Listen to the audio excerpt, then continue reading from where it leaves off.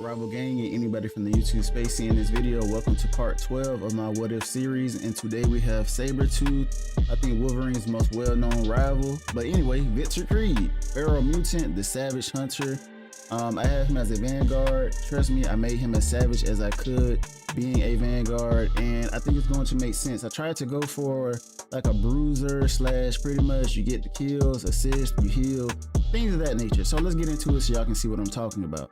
So I have him at 650 HP, 90 damage per second, bloodlust being his main, I guess you would say nastier, and then his movement speed is 6.5, which again is a little faster than some of the average characters in the game, but that'll all make sense in a second. So his passive, we have Apex Predator, no passive healing while fighting.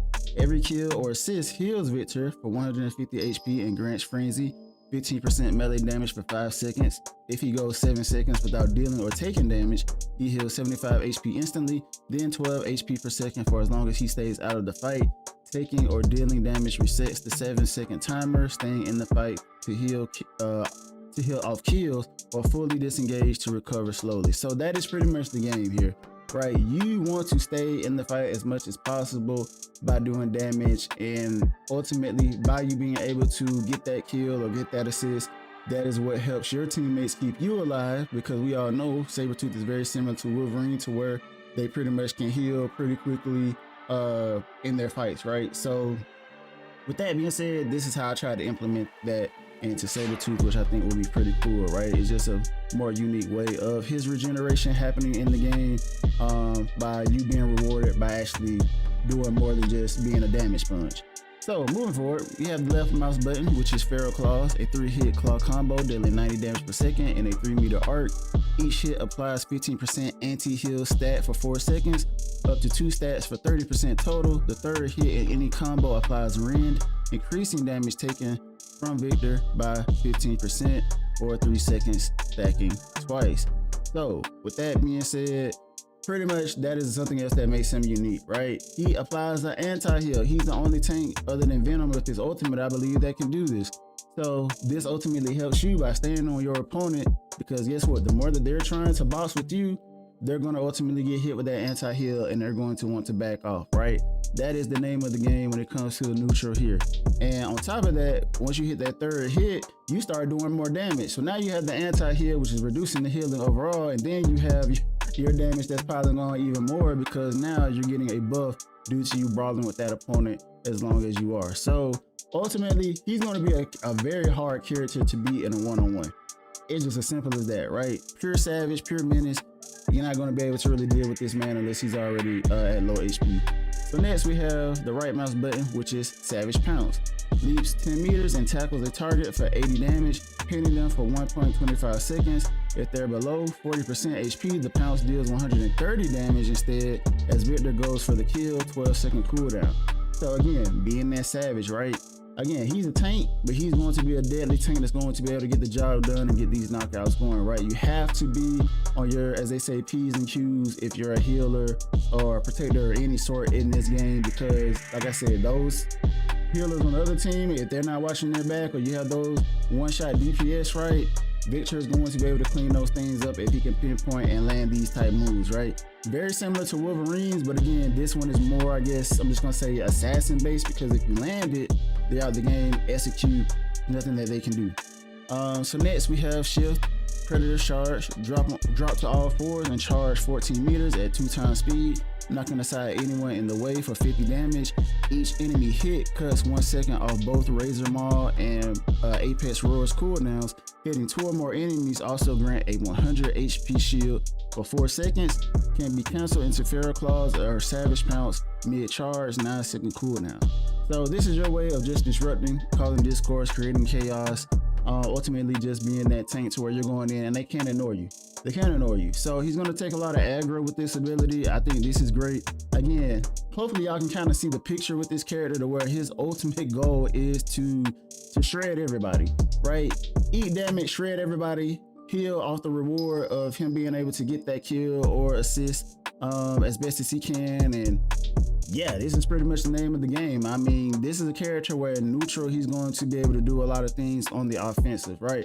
I don't know how well he would fit defensively. I mean, depending on the comp that you guys may be running, he could definitely run both ends of the field. But this is definitely, I would say, a great character if you're trying to push the limit on offense.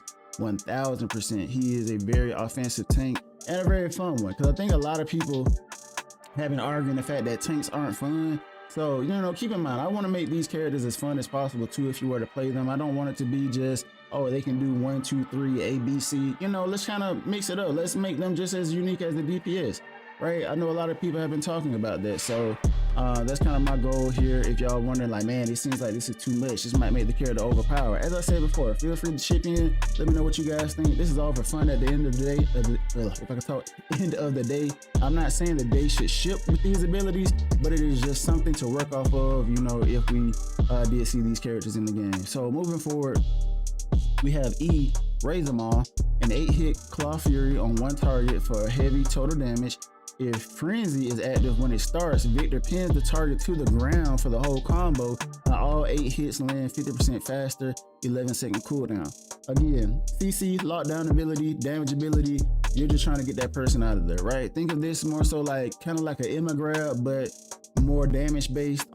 So yeah, with that being said, you know, this is going to be a hard hitting ability. You know, I wasn't necessarily sure like how much damage to do per hit, maybe somewhere like 15 to 20, you know, somewhere around in there. So yeah, ultimately though, this was meant to be, like I said, a CC ability to where, hey, you lock that enemy down and your teammates come through and they do their part. So ultimately, one, either you get the kill, right, or two, you get that assist, which will still send you into another frenzy, and so on and so forth. So next we have Apex Roar. A roar in a 9-meter radius, enemies caught in it flee in fear for 1 second, then get slowed 0.5 seconds as the fear wears off. Allies inside get 15% damage for 4 seconds, 14-second cooldown. So this is a high cooldown ability. Ultimately, it's just kind of meant to create some discourse and chaos, allow your teammates to get a brief boost, so that way, again, if y'all need to push a fight, or even defensively from a damage perspective, like you need some damage to hold them off, right, could be a great ability. So with that being said, again, let's just say you even run into the enemy with your shift and you pull something like this off, it's going to create so much discourse to where it's going to allow you to pick the weakest link and do what you need to do to ultimately push your team forward. So I think, you know, Apex Roar is something very unique. Similar to, I guess you would say, White Fox's charm in a sense, but instead of pulling the enemy towards you, it ultimately causes them to scatter for like a brief moment in different directions, and ultimately it slows them as well. So pretty great ability. So next we have Blood Scent, which is, as I like to say, his team up ability. I don't know if this would be like Wolverine or Magneto, but Wolverine definitely comes to mind. It says reveals the lowest health enemy within 25 meters through walls for 5 seconds. Boosts Victor's damage against them for 10 seconds. Securing the kill or assist on that target refunds 30% of Savage Pounce for Predator's charges cooldowns, 15-second cooldown. So very long cooldown, but again, this could be an overpowered ability because, again, seeing through walls, wall hacks, we all know how powerful that can be. Knowing where your teammates are beforehand and they don't even see it coming can be a great game changer. So I think that would be a cool team up ability. And last but not least, we have his ultimate at 3000, Blood Frenzy. So it says a 7-second Berserk Rage. Feral Claw's anti-heal jumps from 15% to 30% per stack, still capping at 2 stacks. Heals and assists still heal 150 HP, but also add 2 seconds to the duration and refunds 30% of all cooldowns instantly. Feral Claws gain a 4th hit that always applies Rend, landed twice on the same target during Blood Frenzy, and their Rend hits the full 30% damage taken, double the normal cap. So just to make sense of that real quick, Rend in its basic form is 15%, but while you're in the ultimate, it jumps to 30%, if that didn't make sense. So there y'all have it, the Rend ultimately doubles, right? So now do you have 30% anti-heal, you now have 30% Rend, which ultimately is a 30% damage boost, just to specify. So that is a lot of damage to be dishing out while you're in your ultimate. Trust me, you are ripping people apart in this ultimate, right? Frenzy from the passive always stays active the whole time, no matter when the last kill landed. So with that being said, there we have it. That is Sabretooth, y'all.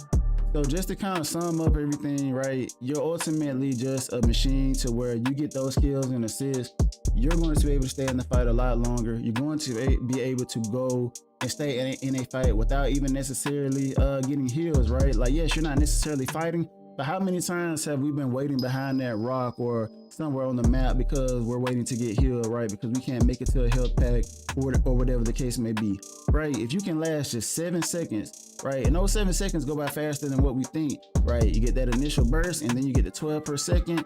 And guess what? That allows you and creates some time and some space because of that extra health that you were able to regen on your own to do what you need to do to get back into that fight a lot quicker. So with that being said, this was Sabretooth. I hope you guys like this character, especially as a Vanguard. Like I said, these skills can use some work. I'm not saying that they should come packaged just like this into the game. Again, this is all meant for fun, just to again see what would it be like if they did enter into the game and they had abilities very similar to what we have here. So again, I appreciate all the love and support on these. Definitely like, comment, you know, tell me what you guys would change or keep the same as always. And yeah, can't believe it. Part 12. See y'all in the next video. Peace.